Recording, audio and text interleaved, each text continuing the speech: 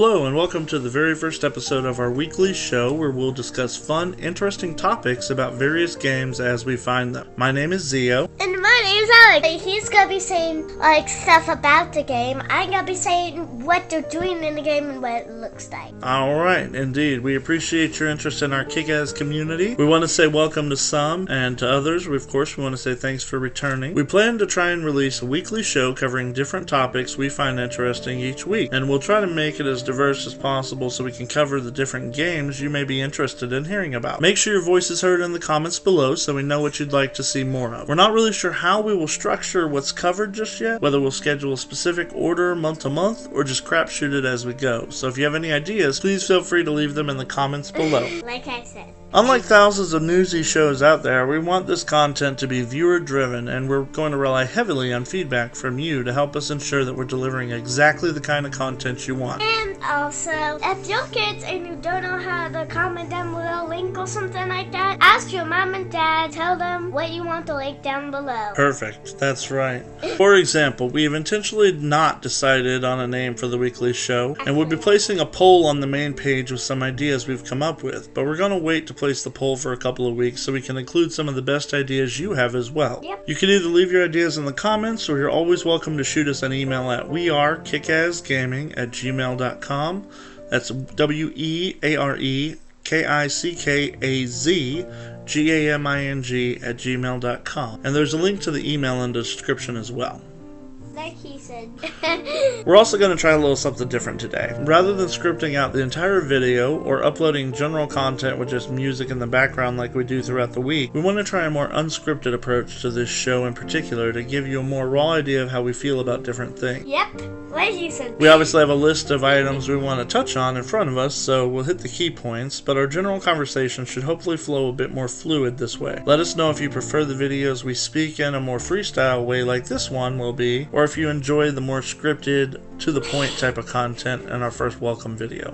Let's get going. The video starts off with them walking up and accepting an initial quest, which, like every other game, is pretty interesting. The graphics look pretty fantastic considering that it's just an Alpha 1 phase. I'm not a super huge fan of the armor, but I'm sure that the armor is gonna adjust and change as the game progresses through the alpha and beta phases, and I'm sure you'll be able to customize your appearance as you go. One of the coolest things I think about the game that they've shown so far is how the weather actually affects the landscape. So right now it's raining, and these puddles that you see are actually real time as a result of the rain. But beyond that, it also can affect how the actual game plays out. So as you see here, there's a giant spider boss walking around, and the reason he's walking around is because the rain has flooded him out of his cave. And they took time to mention that that's not like a regular boss just walking around. It's specifically because of the weather-related effect. The puddles get larger as the rain comes down, and it changes the lighting and the atmosphere. I don't know if the music will change based on the mood as well, but we'll just have to see. Combat in this game looks really cool. The caster effects right now, in my opinion, are above and beyond the best there are. That blink-style teleport that the mage has, and summoning giant meteors from the sky along with all the DOT damage from the fire on the ground makes it look pretty cool. The roads look organic, and the trees feel really well spaced and well drawn. The lighting is not complete. It's actually one of the systems that they're going to improve over development, and like always with an MMO, the time will cycle between day and night, which is awesome. And it looks like in a video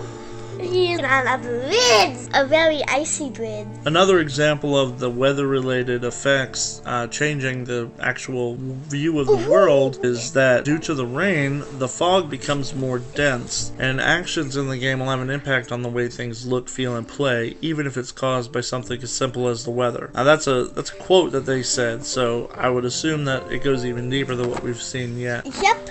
And also, it looks like it's raining in there. Did my dad already mention that? I think he did. The Battle Royale mode that they opened up not too long ago has actually been renamed Apocalypse, and it's being used to gather information and perfect some of the systems, especially the combat system. The effects that you see in this game are a bit bright, and they point out in the video that they're going to be toned down before the release of the final MMO version. The enemies, in my opinion, seem to be scaled appropriately, though they will obviously undergo additional changes. It looks like their HP and damage seem to be enough to make it so that they're not a pushover, but they're also not overwhelming in the damage they do back. What we're seeing here are just very basic classes. The mage skills steal the show, like I said. There's going to be 64 classes in total once the primary and secondary classes are unlocked, so it's important to remember that what we're seeing right now is just a small fraction of what's to come. And this one, they have a tank, I think it's a ranger, and of course the mage. Combat's going to be a hybridization between traditional tab targeting and action-based combat. As of now, they say we can expect to have the option to change between either 70 to 80% tab targeting and 30 to 40% action, or vice versa, depending on which way you prefer to play. The tank in this video gives an example stating that with his current skill kit, his sword swings are all action-based, while his other two skills are tab-based. You'll see him as he's going through. I thought it was the mage at first, but that purple circle you just saw is actually one of the tank skills. The teleport is awesome. They mentioned that you're going to be spending a lot of time traveling by foot, and so in an MMO they feel like it's an important thing to focus on with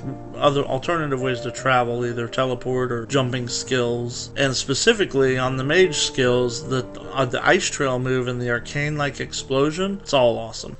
As somebody who's spent many years playing many different MMOs, one of the things that draws me in most about Ashes of Creation's combat system, even at a base level like it is now, is that not only are the skill effects animated beautifully, but they seem to point to the developers taking a lot of pride in what they do. Based on what we can see here, it seems like many of these skills may be able to be linked together, creating combos and different kind of battle system than what we're used to in other MMOs, and hopefully one that makes a lot of sense. So here we see a town. This is, I believe, a rank 3 town, a stage 3 town or a village. As you can see here, even a smaller node is decently sized. And for those of you who don't know, the housing districts in Ashes are known as nodes. They grow in stages as you play the game and are progressed by player actions within the zone of influence the node exists within, whether by killing monsters, etc. As they speak, they make mention that Steven, the founder of Intrepid, got a little sidetracked and found an armor vendor. Just funny, you know, just by watching these guys and listening to them talk, they all seem like just real dudes, and gives me a lot of hope when it comes to what kind of project that they're gonna be able to pull together, and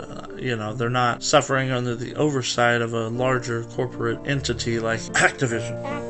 Concerning the UI, they do specifically make mention of the minimalistic UI and point out that the final product will obviously look a lot different. The settings in this video are set to medium settings for graphics and everything else. Touching more on how the world changes over time, in this video the node reached level 3, opening the quest that they're doing right now with the zombie creatures, and they took over the mausoleum as a result of the quest opening. In other words, had the node not reached level 3 yet, the zombies would not be there, and this particular quest line would not be available. Cities look very different depending on the race that contributes the most experience to their growth, making it a race to see which race, it's a lot of races, can get the most experience towards the building of the city. For example, a human city will differ in architecture and the setting will be different than an elf city. Furthermore, there are multiple types of nodes, including divine, economic, militaristic, and scientific. The different nodes have different bonuses available at the metropolis stage, which is stage 6, and unique forms of government and electoral processes as well. Reaching back to what I had spoken about just a minute ago with the change, and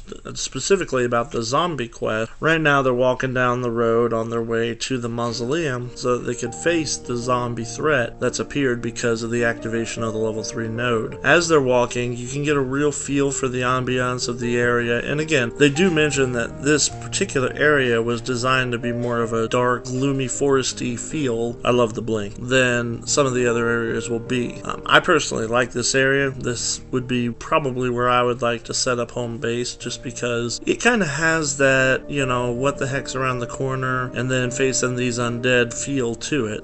In my opinion, it's kind of reminiscent of like a less foresty version of the Night Elf starting zone and Darnassus and Darkshore. I love the combat effects. I know we've talked about that at length, but the fact that even the tanks get some cool effects, like the purple stuff that comes out, which is obviously drawing threat or whatever, and then the mage combat skills, and even the ranger skills, you know, they're all flashy, but not necessarily over the top completely, although the meteor is pretty over the top.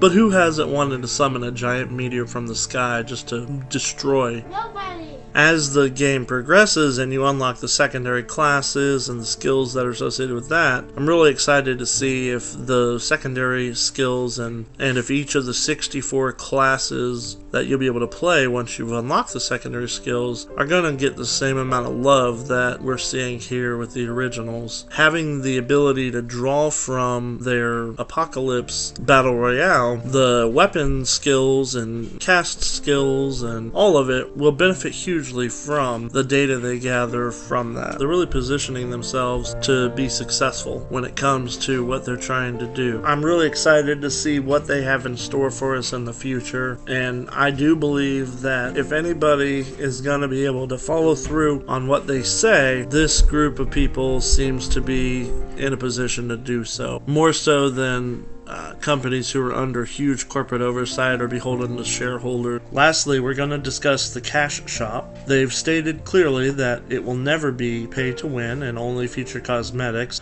like you see here. The necklace is actually really cool, and the fact that they're going to be able to display cosmetics on your character is a nice feature that not all MMOs possess. I'm not going to belabor the point and talk about this all the way through, but I'll let it play out so you can see what they've shown here. Some of the cosmetic armors look really nice. They also have a zombie elk and zombie pet that they feature, as well as a skin for your personal boat.